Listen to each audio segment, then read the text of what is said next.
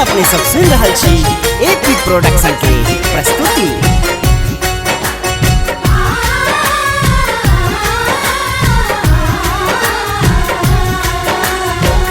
हम तो बेकल छी मैया शरण लगाबू, हम तो बेकल छी मैया शरण लगाबू।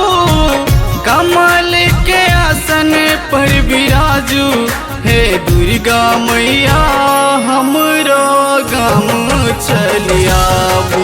हे दुर्गा मैया हमरो घर चलियाबू। हम तो बेकल छी मैया शरण लगाबू, हम तो बेकल छी मैया शरण लगाबू। कमल के आसन पर विराजू हे दुर्गा मैया हमरो घर चलियाबू।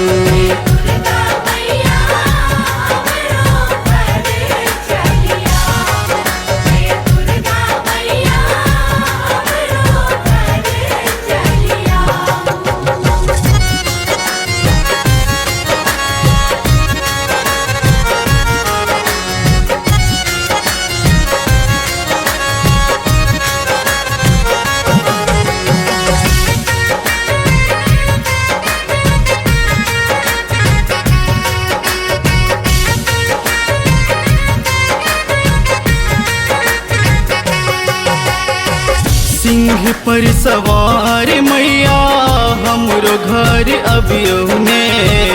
भक्त बेकल अहि जननी दरस देखबियौने।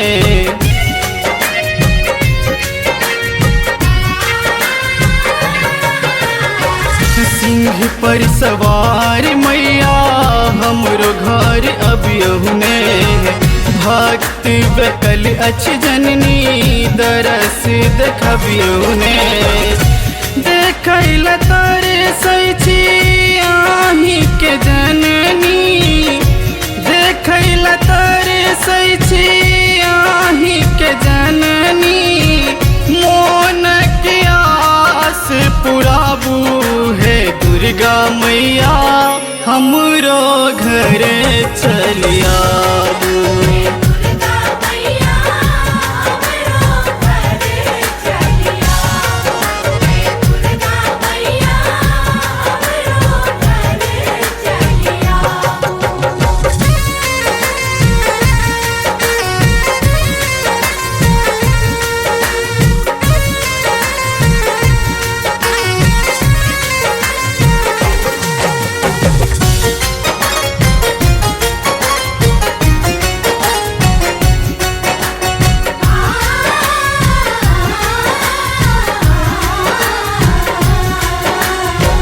आही छी दुर्गे मैया आही छी काली, आही छी अनधन लक्ष्मी आही महामाई।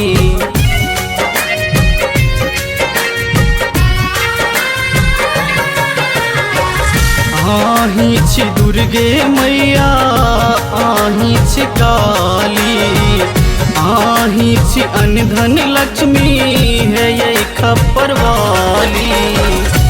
कतो बैसल छी आँखि मुनि जननी, कतो बैसल छी आँखि मुनि जननी। अपन स्नेह बढ़ाबू हे दुर्गा मैया हमरो घर चलियाबू।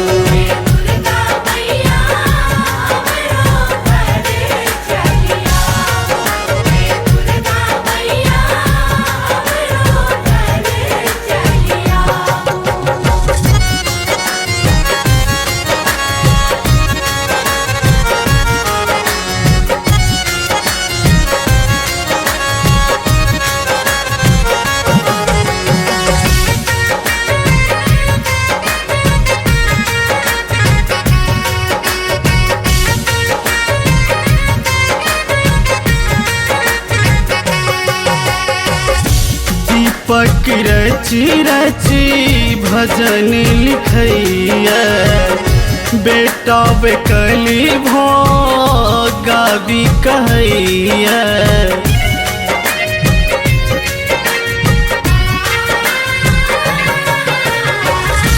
दीपक रची रची भजन लिखैया बेटा अही के जननी गावी कहैया अब सहारा मैया हमरो ही छी अब सहारा मैया हमरो ही छी दुख जन जाल सो उबारू हे दुर्गा मैया हमरो घर चलिया।